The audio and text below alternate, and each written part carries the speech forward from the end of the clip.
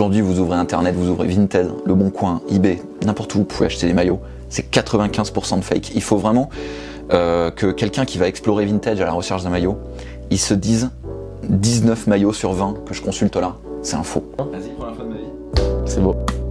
Alors bonjour JR. Salut. Est-ce que tu peux te présenter pour commencer? Je m'appelle Jean-Rémy, donc j'ai 32 ans, je travaille dans le monde du vintage depuis une quinzaine d'années maintenant, parce que je suis un gros collectionneur de vinyles, de maillots de foot, je collectionne des montres et je travaille dans le vintage aussi. Je fabrique des disques vinyles depuis plusieurs années maintenant. J'ai été disquaire et voilà, l'amour du vintage m'a poussé à collectionner les maillots de foot vintage. Le football c'est ma grande passion et je me suis dit que ce serait quand même génial de pouvoir croiser deux passions. Et voilà, c'est avec le plus grand bonheur que je collectionne les maillots depuis 2 ans et je dois dire que c'est un marché qui a quand même beaucoup bougé déjà en quelques années. Donc voilà, je pense qu'on va pouvoir en discuter. Du coup, tu collectionnes depuis 2 ans. Qu'est-ce qui t'a poussé à commencer cette collection? C'est vraiment l'amour du vintage que j'avais déjà. Je trouvais même qu'il y avait un graphisme très intéressant dans les maillots vintage, des choses qu'on n'osait plus trop faire aujourd'hui. Regardez par exemple les maillots du gardien du Mexique Campos, qui faisait des maillots complètement dingues, qui aujourd'hui sont exposés au musée des arts décoratifs, tu vois. À l'époque, on pouvait peut-être trouver ça un peu ridicule, mais aujourd'hui, on se rend compte qu'il y avait une vraie patte artistique dans ces maillots vintage, et qui, aujourd'hui, on le voit, est complètement repris, mais sans pour autant y mettre ce grain de folie qu'on aime trouver dans les maillots. Et c'est quoi le premier maillot que tu as eu dans cette collection? Le tout premier maillot vintage que j'avais acheté, si je me souviens bien, c'était un maillot de Lens de 1999. Je suis un grand fan du RC Lens et je me disais, moi j'aimerais bien aller au stade avec un joli maillot, parce que moi chaque fois que j'allais au stade et que je voyais quelqu'un avec un beau maillot vintage, je manquais jamais de lui faire remarquer. C'est quelque chose qui fait super plaisir aux collectionneurs d'ailleurs, quand on dit t'as mis un beau maillot, c'est cool. Et je me suis dit moi aussi j'aimerais bien qu'on me dise que j'ai un beau maillot de Lens, je suis fan depuis longtemps, j'ai grandi avec ce club, donc je vais acheter un maillot de ma première saison qui m'a fait vibrer de ce RC Lens. Et je me suis offert un maillot de 1999. À cette époque-là, c'était pas très très cher, on les trouvait à 40, 50 euros. Aujourd'hui, il y a la cote qui a complètement explosé et ça devient un peu bizarre. Je suis content d'avoir constitué cette collection avant que le marché explose. Et pourquoi ça a explosé à ton avis? Il y a plusieurs facteurs qui peuvent expliquer. Déjà, je pense que ça s'est vachement démocratisé. C'est devenu à la mode d'acheter des maillots de foot. Pas simplement pour les amoureux de football, mais aussi pour un style vestimentaire qui s'appelle le blockcore, qui a été mis à la mode. Il y a eu un gros retour des années 90 qu'on a pu constater au niveau de la mode ou même de la musique. Et ce style blockcore a poussé des marques de luxe comme Balenciaga à ressortir des maillots style années 90 à des prix exorbitants, genre 800 euros. Et en fait, du coup, ça a poussé les gens aussi à se dire, attends, je vais aller en friperie, acheter des maillots authentiques des années 90. Donc la demande a complètement explosé, et donc les prix avec. C'est un jeu d'offre et de demande. Tu parles uniquement de maillots vintage, tu collectionnes que des maillots vintage? Non, il y a aussi le fait de s'amuser avec des maillots récents et de faire comme des paris un petit peu. Donc je vais essayer de trouver des maillots pro ou des maillots un petit peu étranges, de sélection pas très connue. Par exemple, là j'ai amené quelque chose qui me tient à cœur, c'est pas un énorme maillot très rare, mais voilà, c'est le maillot de la sélection du Pays Basque. Et comme j'ai vécu à Biarritz, Euskal Herria, c'est un maillot qui est plein de bons souvenirs pour moi. La sélection basque est actuellement en train de se battre pour essayer d'avoir un statut officiel auprès de la FIFA. Voilà, donc je vais collectionner des maillots récents, des maillots anciens. Franchement, c'est le conseil que je donne à toute personne qui veut collectionner des maillots, c'est acheter ce qui vous plaît, quoi. Commencez pas à chasser des trucs que tout le monde veut et que finalement vous en foutez. Achetez ce qui vous plaît, achetez un souvenir, achetez de la nostalgie, pas forcément un maillot, et faites-vous plaisir. C'est quoi le problème des nouveaux maillots aujourd'hui, au-delà du prix? Il y a beaucoup de critiques qui sont faites aujourd'hui. Il y a des critiques, mais je pense que ça correspond aujourd'hui aux performances qu'on attend d'un joueur. Vous voyez les maillots des années 70-80, ils sont absolument magnifiques, mais ça implique qu'ils soient en acrylique, en coton, ou alors la technologie Ventex de Adidas, qui est un mélange de coton et de polystyrène. En fait, aujourd'hui, c'est impossible, avec les performances qu'on demande, de porter un maillot entièrement en coton. Aujourd'hui, les maillots sont dans une technologie extrêmement légère, comme ce maillot pro de l'équipe d'Allemagne de la Coupe du Monde au Qatar 2022. Impossible de demander aux Allemands de jouer avec le même maillot qu'en 1998. Donc là, c'est le pro de 1998. Il est extrêmement épais, il est quasiment immétable. Je pense même que si j'avais joué avec ce maillot-là au Qatar, je pense qu'on aurait eu des malaises. C'est sûr et certain, il faisait beaucoup trop chaud. Mais malheureusement, ça implique d'avoir des maillots extrêmement fins, extrêmement fragiles. Faut pas oublier qu'à la base, c'est quand même un article de sport. Donc voilà, on va perdre quelques éléments qui faisaient le charme des maillots vintage, comme ça va être voilà, le flocage en feutre, les écussons cousus à même le maillot, la matière du maillot qui va être plus épaisse, plus solide. On va mettre ça au profit de patchs en plastique collés sur le maillot, de maillots très fins mais qui respirent bien. C'est devenu vraiment un vêtement de sport uniquement et beaucoup moins de style comme ça a pu l'être par le passé. Moi, je crois que c'était les technologies qui faisaient qu'on utilisait du coton ou de l'acrylique, les technologies à disposition et très rapidement, c'est surtout, je pense que moi c'est surtout Adidas qui a révolutionné chaque décennie le maillot de foot avec de l'équipement de plus en plus qualitatif. Je sais pas où est-ce qu'on va s'arrêter parce que là on atteint vraiment le maillot on voit presque à travers quoi. C'est tellement léger et tellement performant. Voilà, faut comparer mais c'est tout. On peut pas jouer aujourd'hui avec les maillots anciens. On avait tenté de le faire. Je crois que c'était le centenaire de la sélection française. Ouais. Ils avaient fait un match contre le Brésil avec en fait les maillots équivalents de 1906 du coup ou 1908. Et c'était hallucinant quoi. On voyait Zidane, Vieira, les mecs les maillots étaient imbibés de sueur et en fait ils ont changé à la mi-temps tellement c'était impossible de jouer avec ces maillots-là. Donc ça nous permet aussi de constater que les performances ont changé donc les maillots doivent s'adapter. Comment tu fais pour acheter tes maillots, pour différencier aussi, on sait que le marché du faux est énorme aujourd'hui aussi, comment on différencie les deux? C'est des détails, c'est des détails dans les coutures, c'est des détails dans l'étiquette, la matière en elle-même, vous allez sentir que c'est faux.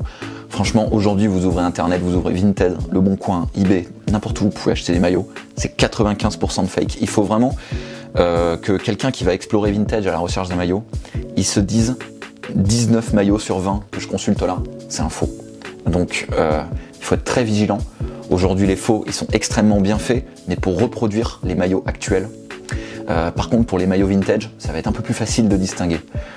Vous avez les étiquettes à l'intérieur, avec des numéros de série. Vous avez par exemple sur les maillots Adidas d'époque, vous avez une étiquette à l'intérieur du maillot qui vous indique l'année et le mois où il a été fait, mais aussi un code qui fait que si vous rentrez ce code sur internet, vous pouvez tomber sur des maillots similaires. Adidas, c'est assez carré, même les faux, ils se cassent pas la tête. Vous rentrez le code, vous voyez aucun maillot qui correspond, c'est sûr et certain, c'est un maillot fake. Donc voilà, ça va se jouer à des petits détails, les coutures des maillots, voilà, c'est beaucoup plus détaillé sur les maillots vintage. Quand ils essaient de reproduire un maillot vintage aujourd'hui, c'est assez mal fait. Ça va être ça pour distinguer des faux. Et puis pour trouver des maillots, beaucoup Vinted. Et ça par contre c'est vraiment une veille permanente, 2-3 heures par jour, à regarder les maillots qui ont été mis en ligne les plus récents. Si vous voyez un maillot qui est en vente depuis 30 jours à 50 €, c'est un faux. Parce que personne n'a acheté un bon maillot à un bon prix, il reste en ligne moins d'1 minute. Donc c'est une veille permanente de Vinted. Faut pas oublier que moi je suis juste un collectionneur, mais il y a aussi énormément de marchands, dont eux c'est le métier. Et eux ils utilisent carrément des robots pour acheter les maillots. Donc ça se joue en quelques secondes.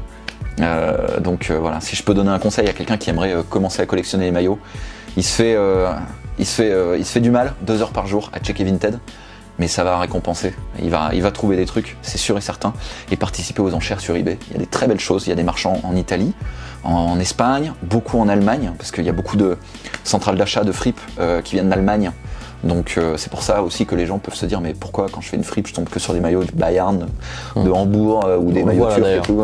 Ouais moi je suis fan du Bayern donc je suis vraiment content de trouver plein de maillots en fripe et d'ailleurs il y en a tellement que finalement ils sont pas très chers. Si quelqu'un veut s'acheter des maillots vintage pas très chers, je lui conseille l'équipe d'Allemagne et l'équipe du Bayern. Il veut malheureusement des maillots de Liverpool, de Manchester, là ça va être un peu plus compliqué parce que l'Angleterre c'est vraiment l'endroit où il y a le plus de gros collectionneurs de maillots vintage. Et la collection de maillots vintage là-bas, ça existe depuis quelques années maintenant. Important, moi qui suis collectionneur, je n'achète pas forcément des choses que je collectionne, je les achète pour les revendre, pour les échanger. Donc voilà, mon conseil aussi à quelqu'un, c'est tu trouves quelque chose qui est intéressant, mais t'es pas forcément fan, n'hésite pas à l'acheter quand même, tu pourras toujours l'échanger avec quelqu'un qui a, pour les mêmes raisons, un maillot dont il est pas fan mais que toi tu adores, et vous pourrez échanger. La plupart des maillots que j'ai ici, finalement, je les ai échangés ou achetés en revendant des maillots qui m'intéressaient pas forcément. Et ce qui fait qu'aujourd'hui, toute ma collection, en fait, elle m'a coûté 0 €. Je suis même en positif.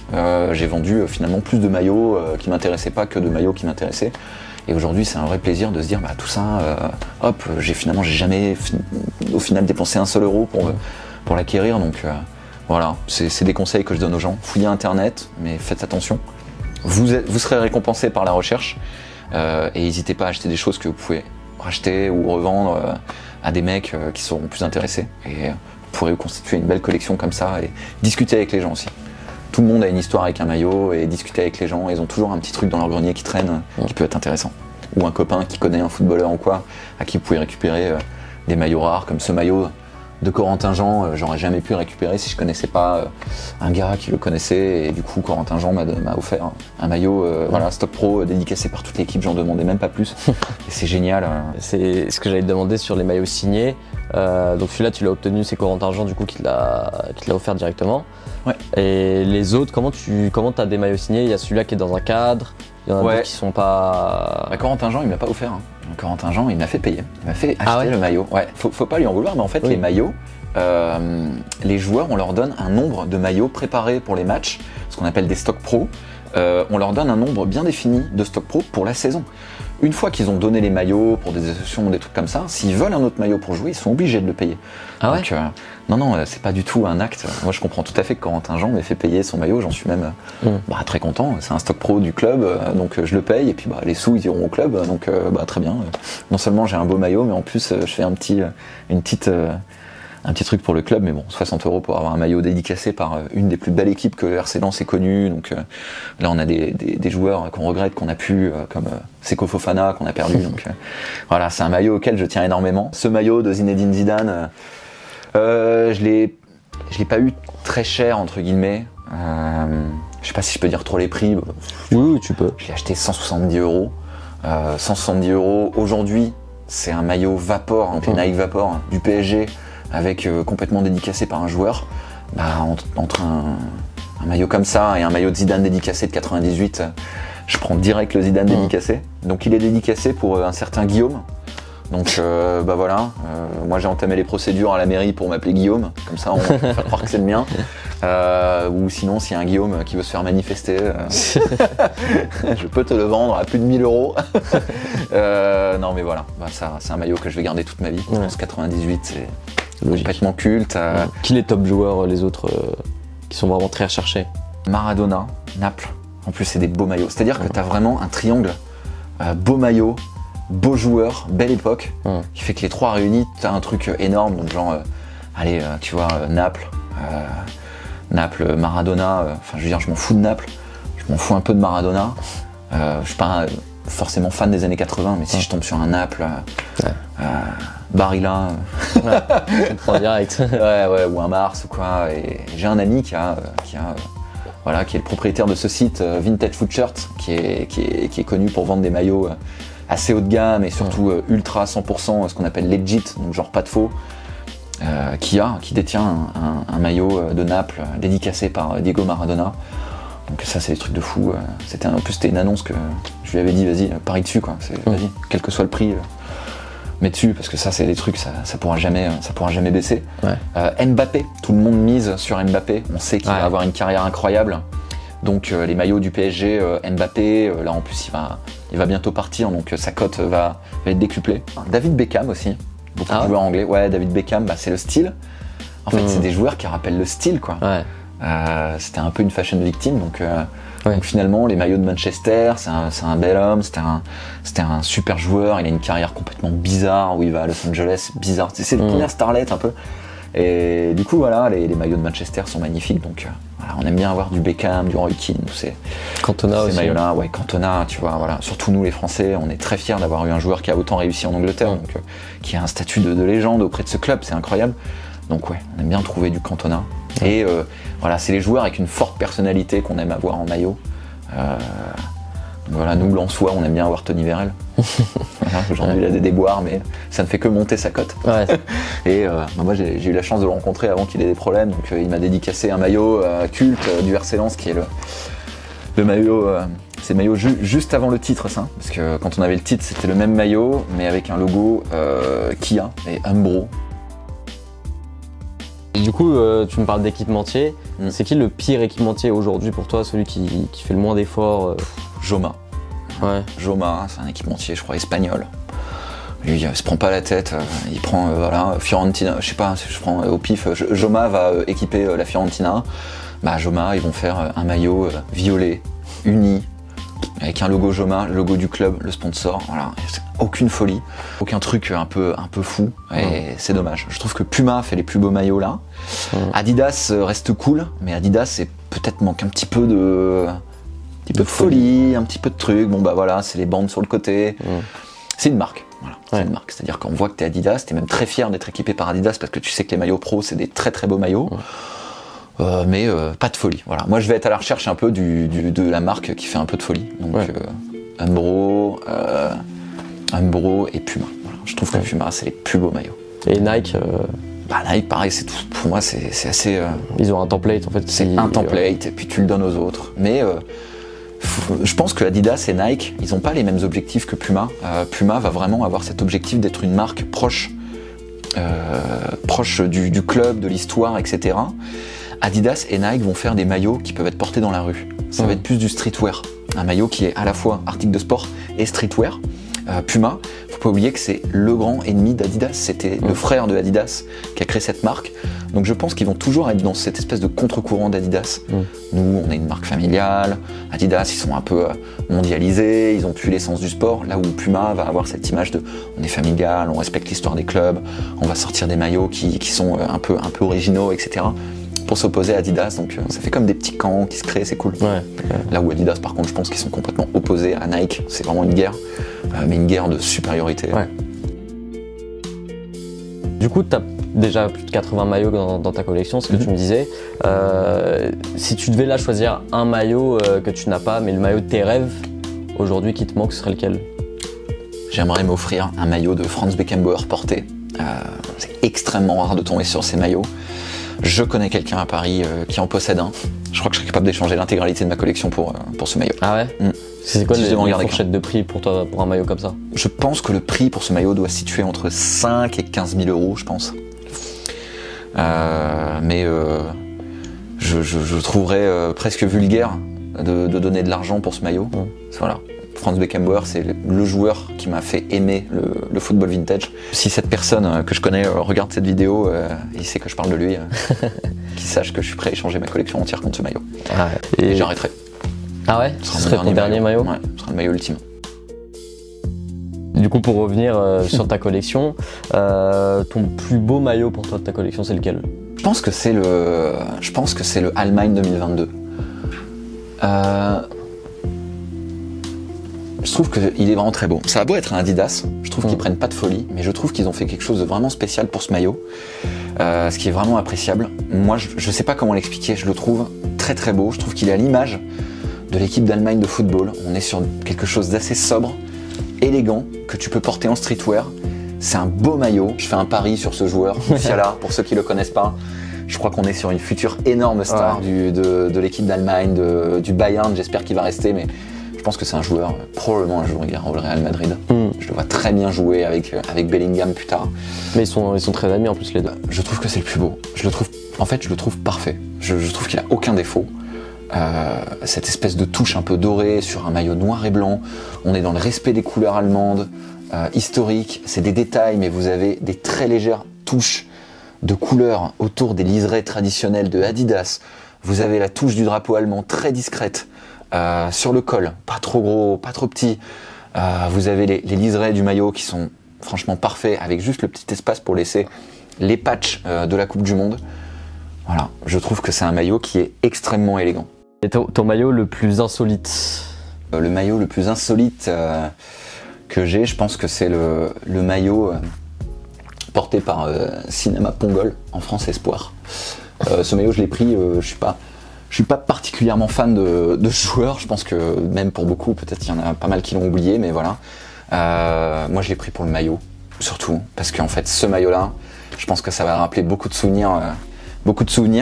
Pour moi, c'est des bons souvenirs. C'est pas des mauvais souvenirs, cette Coupe du Monde, parce que je pense que c'est la plus belle Coupe du Monde qu'on ait jamais eue.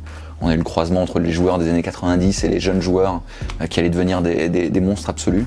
En fait, c'est super rare de trouver ce maillot dans cette configuration en manche longue. Ça n'existe qu'en pro. Donc voilà, j'ai pris ce maillot complètement insolite. Et voilà, j'adore ce maillot. J'adore ce maillot. Je pense que quand il était sorti à l'époque, d'ailleurs, la plupart des Français le trouvaient un peu dégueulasse. Ouais. D'ailleurs, beaucoup de Français savent pas pourquoi on n'a pas joué avec un maillot bleu à la Coupe du Monde, parce qu'en fait, on se mettait à gagner avec ce maillot blanc. Donc en fait, comme on est un peu superstitieux, on se dit on va garder ce maillot blanc pour le reste de la Coupe du Monde. Et aujourd'hui, je pense qu'il est complètement culte. On dirait presque un maillot TF1, tu vois. Ouais. Mais en manche longue comme ça, il est tellement rare que voilà, je l'adore. Voilà. C'est le but de Ribéry contre l'Espagne avec Thierry Gilardi. C'est Zidane qui plante contre l'Espagne alors que les mecs disaient on va le foutre à la retraite. Chaque match est culte. C'est le Brésil aussi. C'est l'équipe du Brésil magnifique. Enfin, c'est un des plus beaux matchs de Coupe du Monde, le plus beau match de Zidane pour moi. C'est un parcours exceptionnel cette Coupe du Monde. Cette Coupe du Monde elle est vraiment culte. Tous les matchs de l'équipe de France sont monstrueux. À part les matchs de poule qui étaient moyens, mais les matchs de phase finale, ça aurait été magnifique qu'on la gagne. Mais je trouve que la légende de ce maillot, elle est incroyable et je pense que ce sera le premier maillot de l'équipe de France pour beaucoup de jeunes collectionneurs qui se mettront à collectionner des maillots. Voilà, ça fait partie des 3 cultes de l'équipe de France. Pour moi, il y a 98, 2006 et 2018. Ça va être les 3 grands cultes de l'équipe de France. Ton maillot le plus rare du coup de ta collection? Ça va être le France 98 dédicacé par Zidane. Hein. Ouais. On est sur un truc. C'est trop rare, c'est trop dur de tomber sur ces maillots-là. Zidane il dédicace pas beaucoup, donc on est sur le maillot le plus rare d'ailleurs.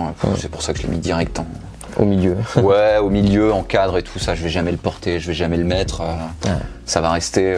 Parce que même graphiquement, je le trouve tellement joli que je trouve que sur un mur c'est très bien. Après, j'aurais pu en acheter des beaucoup plus rares, mais je me suis toujours fixé une limite, c'est aussi de faire comme un jeu, c'est de dépenser le moins possible pour mes maillots. Et voilà, après j'ai eu l'occasion de mettre mes mains sur des maillots d'une rareté complètement exceptionnelle. Le plus rare que j'ai jamais eu entre les mains, j'ai eu le maillot préparé pour la finale de 2006 de Zidane. Je crois, donc si je ne me trompe pas, il y a eu 9 maillots.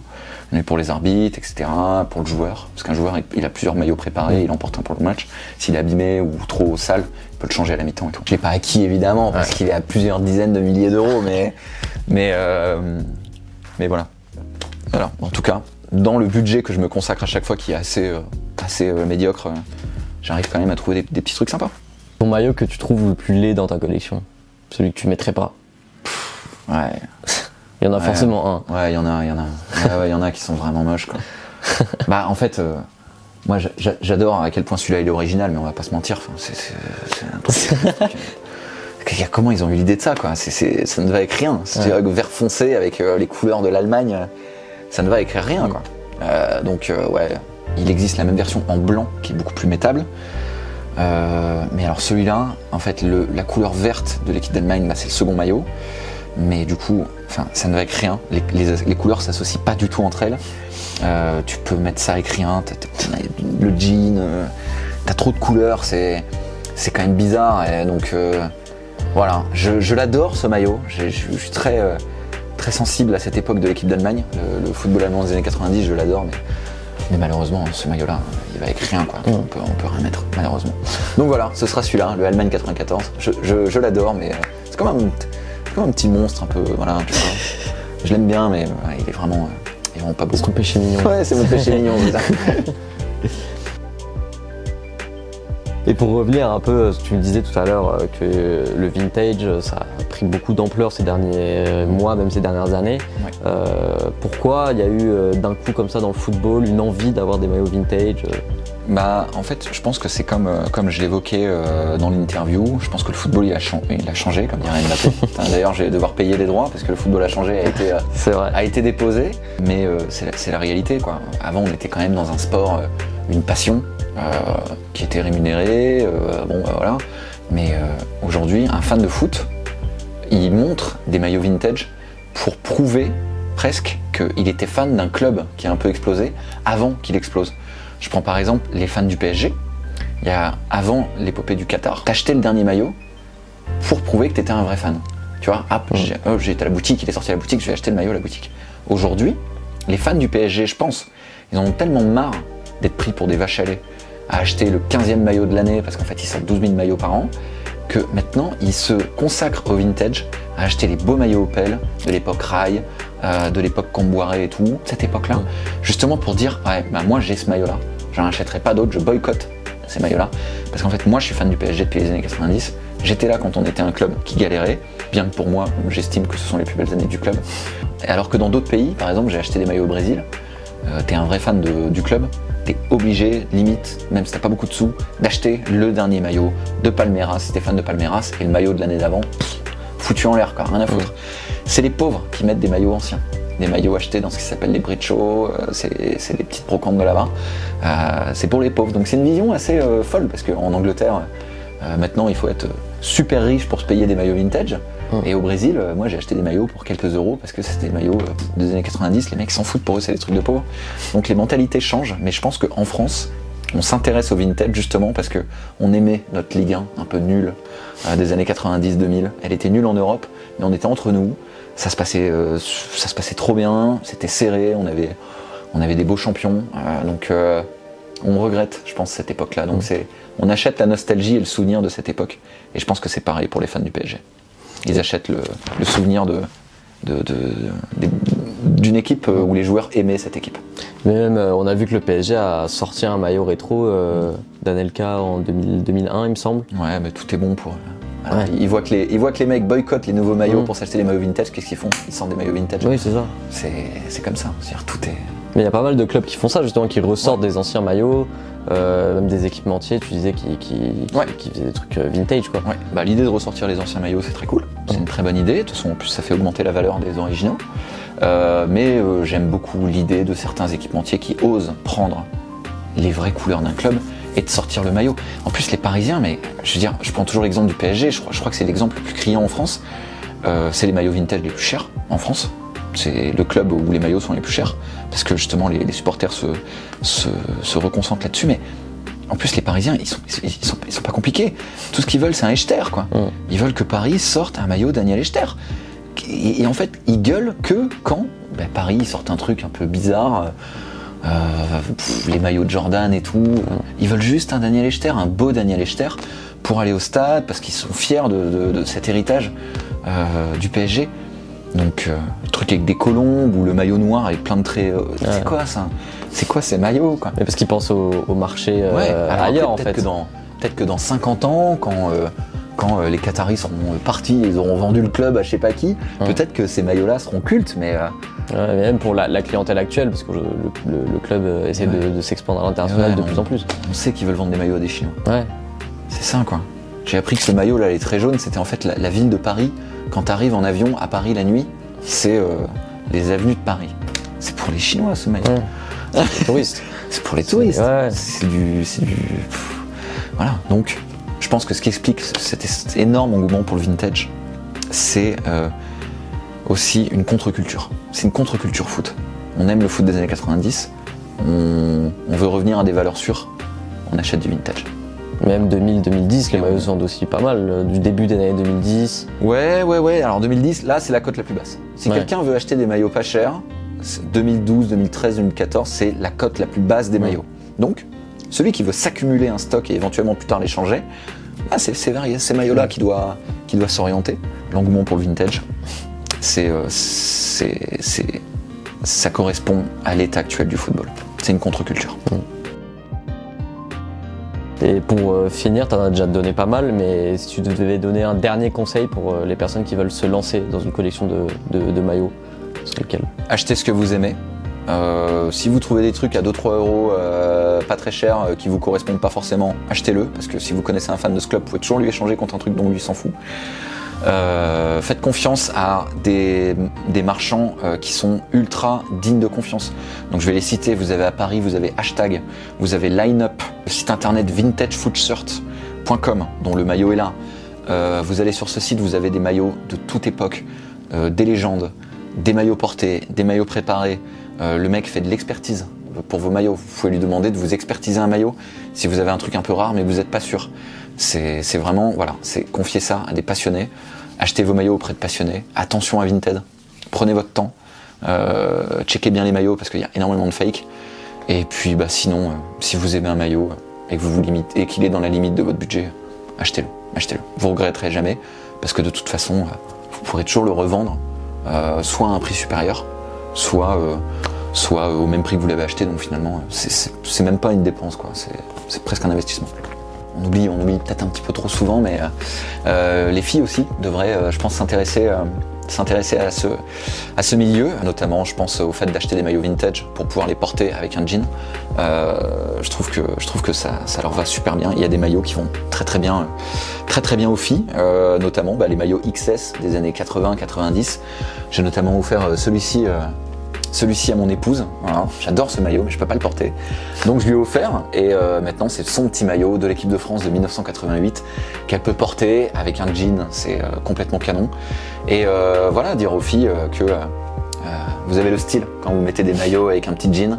Le style bloc corps, ça leur va super bien. Et l'avantage de pouvoir avoir des maillots du coup pas chers. Ah bah en plus, énorme avantage que si vous mettez du XS ou du S, vous avez les maillots les moins chers possibles. Donc allez-y, faites-vous plaisir, vous avez beaucoup de chance. Et voilà, et puis sinon, dernier petit conseil, intéressez-vous à d'autres ligues. Il y a des ligues qui sortent des maillots assez stylés, comme par exemple, je sors celui-là, des Seattle Sounders. Je trouve les couleurs complètement dingues en noir et fluo. Avec le logo Xbox, ça va être rare plus tard. Les maillots avec des consoles de jeux deviennent rares parce qu'ils sont collectionnés et par les fans de foot et par les fans de consoles. Voilà, ce club était détenu par Microsoft, d'où le logo Xbox. Aujourd'hui, ça n'est plus le cas, donc en plus le logo Xbox a disparu. Et voilà, on connaît les Américains et leur modestie notoire. Ce maillot a été élu plus beau maillot de l'histoire de la MLS. Donc voilà, toujours les Américains. Toujours plus. Hein, tu sais, quand ils gagnent la Major League de baseball, ils sont champions du monde de baseball. Comme ça, ils s'en marquent pas. C'est fou. C'est chaque année les Américains qui gagnent la Coupe du monde de baseball. C'est magnifique. Il y a plein de maillots à aller chercher. Il n'y a pas que l'Europe. Il y a plein de pays trop cool avec plein de maillots super originaux. Donc il faut aller chercher. Les filles, les garçons, n'importe qui peut porter ce style. Merci beaucoup. Merci à toi. Merci. C'était JR pour Cop Football. Abonnez-vous à la chaîne.